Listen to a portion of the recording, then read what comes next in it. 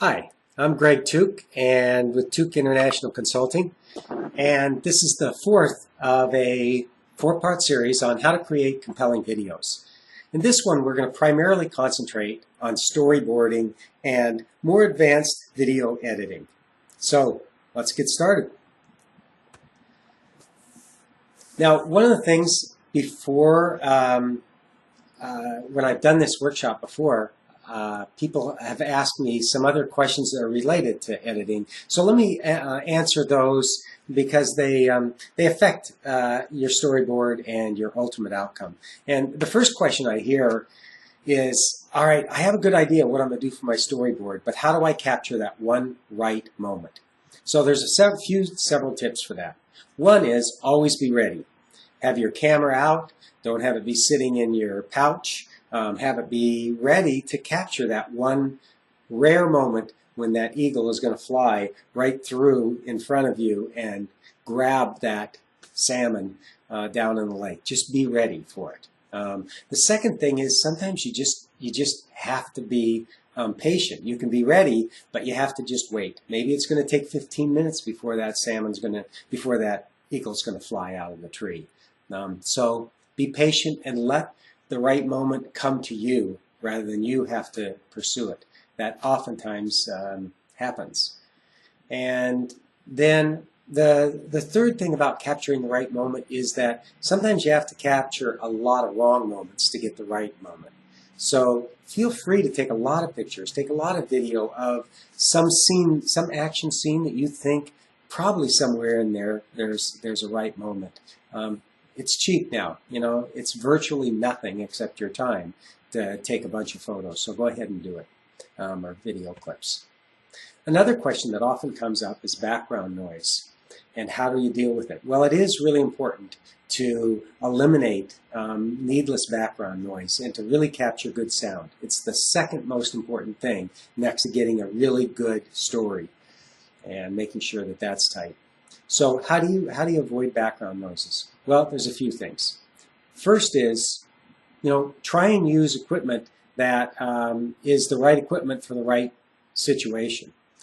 For example, here I'm using a webcam microphone. It's it's not really a great microphone, but because I'm close to it and I'm not moving around, it captures pretty good sound. Second thing is, you got to get yourself situated in a place where you're not going to have a lot of background noise. I've got the fluorescent lights off in here. I've got a carpet. It's a small room, as opposed to what I wanted to do, which was to go up on the roof. But the roof, I can't control so many variables there. Airplanes can come over, cars can crash, who knows. So you want to be able to get yourself in a room where you've really eliminated the background noise. And then the third thing is, there are some tools that are really good for capturing good audio if you use them well. These little, $50 audio recorders, they're about that long. They're great. You just put it up to the person, hold about 12 inches away from them, and it captures really good audio. If it's not a problem, it being in the scene, then you've just got really good audio and you'll have some other image going up while the narrator's talking in the background. And then a thing that I often use when I want really, really good audio is I've got these wireless mics, and you clip it on, and you've seen them, little lapel mics that sit right here. They capture really good voice. So those are some things that you can do to get good sound and get yourself set up to where you don't have background noise. Fluorescent lights. Fluorescent lights are pretty tough. But the good thing is, again, with the cameras we have today, many of them automatically adjust. They can tell if it's around fluorescent lights, and they'll adjust to it rather than daylight. You also, in good cameras, will see that, and good cameras, I mean, like, I've seen this on $150 cameras where you have the ability to just push a button and it is for a fluorescent lighting scene or daylight or dim light, and you can just hit one of those. And there's also have one that's custom. to set it up. So that's another way if you're going to be around fluorescent lights. Thing I try and do is just turn them off. And like in here, I turned off my fluorescent light. I got plenty of daylight coming in. I don't try and mix it with any other lighting. Just the daylight coming in. So that's another way. Just get rid of them if you can. Photo releases. So I'm often asked about, well, if I'm doing video or I'm capturing some photos, do I need to ask people for photo releases? What's okay and what's not? So as a general rule is if people are in public spaces, it's basically public property in terms of being able to take photos. And the exceptions to that are like with children in schools. Almost always you need photo releases for that, and you need to get approval from the institution. And the other time that when you need photo releases is if you're going to be using it for commercial purposes. You know that if I'm going to take a photo of you, I'm going to put it on my website, and I'm going to be selling services. And in that case, it's only right that you ask and let them know that their photo might be used at some point for this, and is it okay with them. So let's now move into storyboarding. And there's three elements you want to be thinking about in storyboarding. The first is the most commonly thought of one, which is sequence. In a storyboard, you're going to be putting out this happens, then this happens, and this happens. And you show it with the visual image, and you might have text going on. I'm going to be saying this, then this, then this. So that's one way to think about a storyboard. But you also want to think about what's the emotional contour. How does it feel? Where's the emotion going? Where are the high points and the low points? Where's the tension? Where's the close? And, you know, you want to have some variation. And, you know, and the most simple, as you saw in the earlier training, is you have this narrative arc where you go on this journey, tension builds, there's some kind of crisis and climax, and then some kind of conclusion. So that's one type of emotional contour. So think about how that looks, and if you were to draw it out with your storyboard, you know, think about what that looks like. You want some variation, you want some build-up, and that's what makes for good stories. The third thing is, what's going to be the messenger for your message? Who's the messenger? And when you're writing, pretty much you just have the language, the words that you're using putting on a book. But with video now, you have multiple places where you have multiple messengers. You have the written word, for example, if you're using some text in your video. You have auditory, you have the narrator, if you have the narrators giving a message. You also have other kinds of sound, like ambient sounds, and you have the image that's up on the screen. All of those carry a message. So, if you use the example of you have a horse that's riding across the range and it comes into a barn. So, that's one image, a video of that. You could also hear the clip, clip, clop, clip, clop, clip, clop of that horse going across and into the barn. You could also use words to say, here comes the horse going across in the barn. And you could also use some kind of music that could infer, you know, wild horses or a wild horse coming into a barn. So you want to think about which track do you want to deliver that message. You knew in your story you wanted to have this action happen, but how do you want to show it? You could show it by just hearing it. Or you could show a visual image of the horse doing it or some partial image of it. But what you don't want to do is throw the message on all tracks, because then it's like overkill. You know, here comes the horse going into the barn, and you see a clip, clip, clip, clop, clip, clop, and you see it going in, and maybe even right, and you have the narrator say, you know, this is what's happening. It's really boring. Inference is always much better. And sometimes for something like that, you could just have a dark screen, hear the clip clop, and people would say, huh, that's what it sounds like. I wonder if that's what it is. I wonder if that's a horse. Those are the things to think about when you're doing a storyboard. And if you want to see different ways in which you can frame a storyboard and draw it out, you can go to this website by Jason Oler. Some very good examples, and I'll show you one now that I use commonly, but it isn't the only way to do it. But it's simple, and I like because it contains the four basic elements that you need for each frame. So in this one, you see, this was a video that I viewed and then did a little bit of storyboarding from about Darius, this guy who was in a hood and got in trouble and got thrown into jail. So in the first scene, he's on camera and he's talking, and it's just a headshot of him. And so I drew the headshot. Roughly how I wanted him to, how I would, if I were to do this, the storyboard before I did the video, which I would draw him in the scene in one of these PowerPoints, as we talked about, with good video, good photos. You know, his head is not right in the center; it's just off to the side.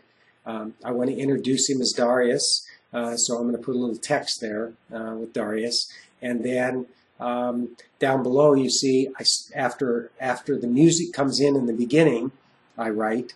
After just a few seconds, you hear his voice, and he says, "I sit and think about my life," and that's what appears in the first 3 seconds. You'll see that I've also made a list of, so to pull off this little 3-second scene, I need to be able to get the music track. I need to be able to type in Darius. And I need a video clip of Darius sitting outside. So I do that for each of these sequences, for each image I want to have up there, or each message that I want to send.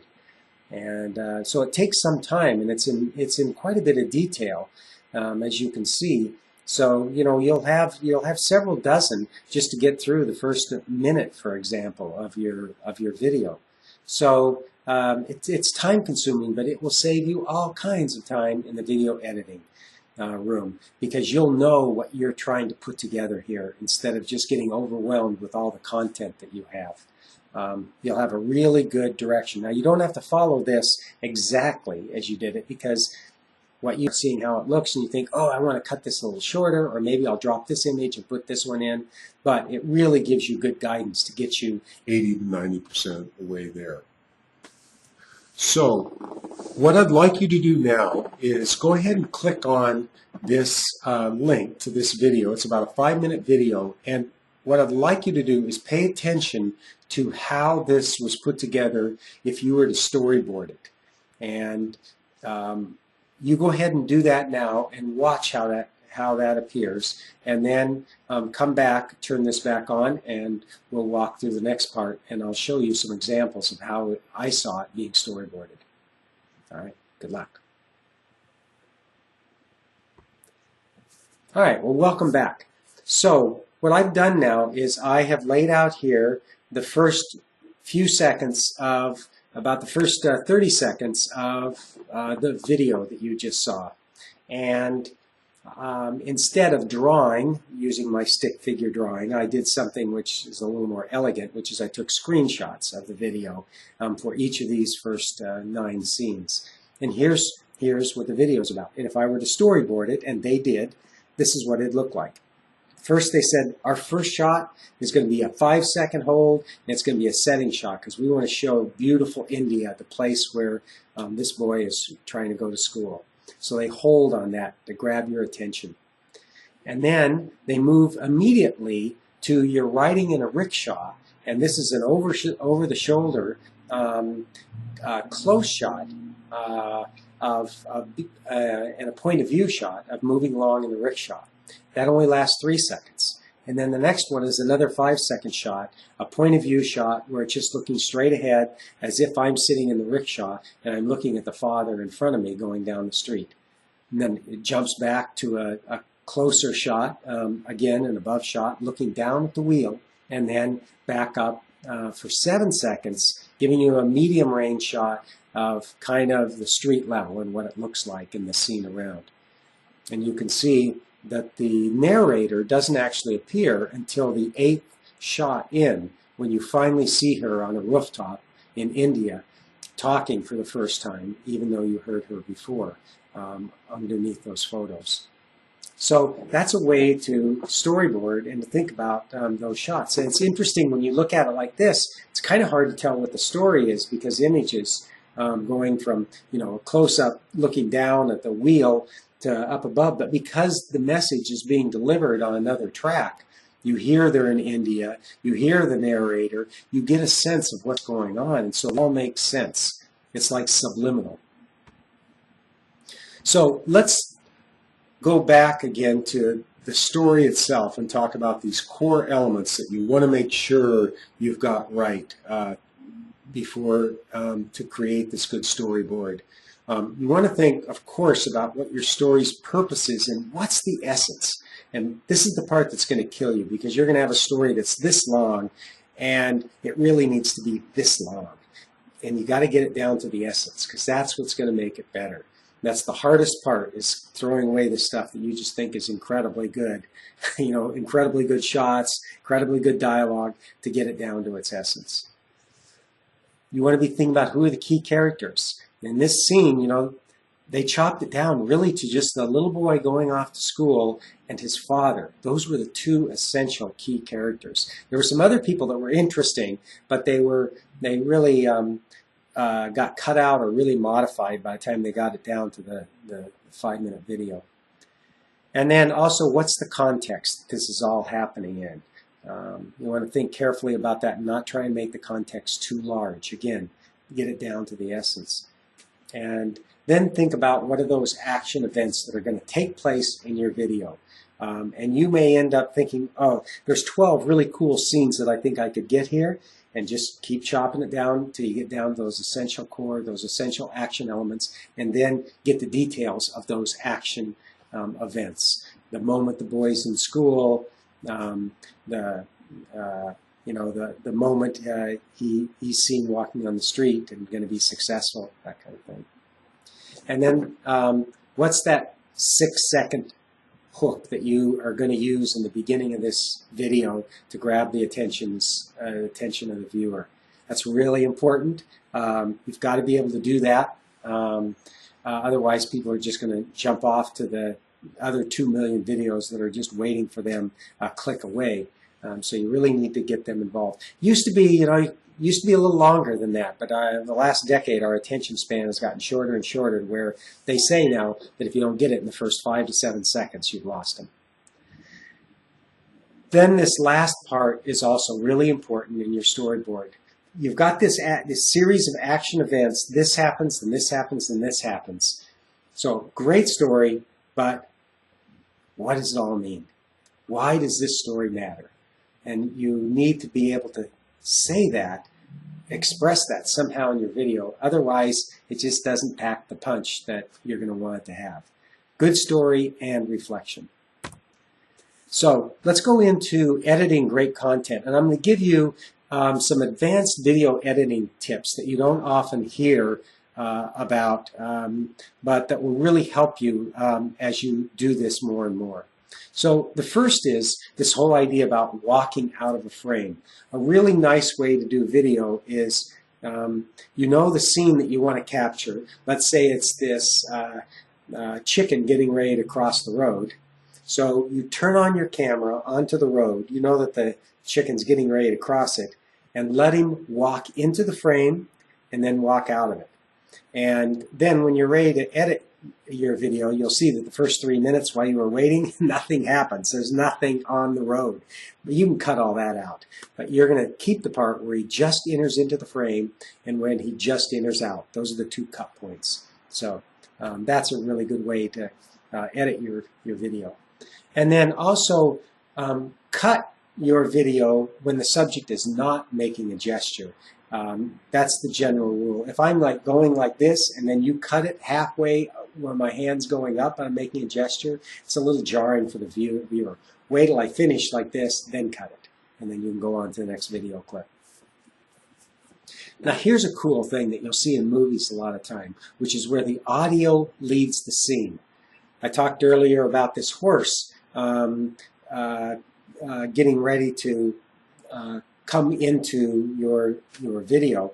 Well, you can lead that by not having the horse on. You just hear the clip clop of the horse, or it neighing or something, and then a few seconds later you see the horse. So it creates a little bit more drama, a little bit of question. I think this is what I'm hearing, but I'm not sure. And you'll see this with ocean scenes sometimes. You'll hear the ocean. You think, oh, wow, that's what that sounds like. And then I'll get a mental image before I'll actually see the physical image. So that's a nice way to deal with audio and scenes. And then you can add sound effects when you're jumping to a new scene where it's going to be a little bit abrupt. You're going to jump from laying out on the beach to going up the elevator in your office scene, and sometimes you'll hear a little sound effect. Maybe you'll hear the sound of the elevator get started right then, and so you can have these sound effects indicate the jump to the new scene. And then, just as I talked about audio leading a scene, music can also precede the narration. Music oftentimes is the place we bring in the emotion, and so you can have that precede before the person's ready to talk to sort of build up towards what you want to have happen. And a new song also signals a transition. We've all heard that when you move from a love scene to maybe some dramatic scene. So just leave a little space in between for that to give the viewer a chance just to catch their breath. So here's another series of secrets about highly effective videographers and what they do. We talked about in the earlier trainings about how you get these different shots from very, very close to a setting shot. Well, when you're showing this on camera, oftentimes you do like a 2 or 3 second kind of video clip. Try not to have too many jarring backs where you've got a really tight close-up. And then you got a setting scene, and then you're back to a tight close-up and then a setting scene. Take maybe 1 step or 2 steps forward, a close to a medium range and then a setting, rather than, a big jump from very close to very far. And you saw that here in this video where the boy was walking to school, and this series of 4 got closer and closer to the boy to where you finally got this close-up of the shoes on the ground.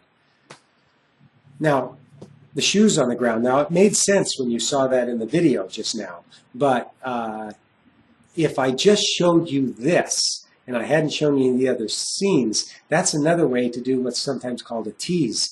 You see something and you think, those are a bunch of little kids' shoes, but where's the kids? Where are we at here? So I'm kind of, going through my mind about what's this all about? And then you slowly answer that question, in the next few scenes. So that's a cool thing to do. And then another one is to have an insert shot. And again, you saw this in the video where you saw all the students sitting there listening to the teacher, and that went on for, a good number of seconds. And then all of a sudden there was a drop-in shot where you saw this boy who was looking up at the teacher with a real expressive view. It was a way to express a particular emotion that the producer of this video wanted you to have, this inquisitiveness of, wow, this is cool being in school. So that's a way to use that kind of insert shot. And then another thing to do is corresponding shots, where you saw this, where the children were looking up at the teacher listening, and first there's the shot of the boy, and there's a certain angle of him looking up at her, and then a shot of the girl. Very similar shots, corresponding, parallel shots, but it's a way to kind of add this kind of rhythm to your video. And then time compression. Time compression is a great tool to use to keep your video tight. And you might have a scene, in this case where the boy's getting ready for school, that might have lasted 20 minutes from, getting dressed and brushing his teeth to walking to entering into the school and taking off his shoes. But they did it in just a few seconds by just taking short clips, one scene to the next of what was happening, created some movement, and then got the boy from bathroom to school in under 10 seconds. Now, I wish my kids to school that quickly, but in video, you can. And then a point of view shot, which is, again, you have the boy looking up, and then you take a shot at what he's seeing, which is the scene there off to the right. So another thing people oftentimes will ask me is, oh, they'll have their video all figured out, and they've got good images, but they don't have the sound they want. They don't have the music they want. You can certainly pay for the music you want, but there's plenty of free music and free sound that you can get. And here's a couple free sites that you can go to and just download it and put it on your video. So what I want you to do now is you now know the essence of storyboarding, and you now have some advanced tips in how to be able to put this all together. So go out, take your time, get some of those good video clips, audio, do your narration without any background sound, get good photos without the bad fluorescent lights in there, and draw it all out in your storyboard and put together a 1 or 2 minute video using these editing tips and see how it goes. Good luck.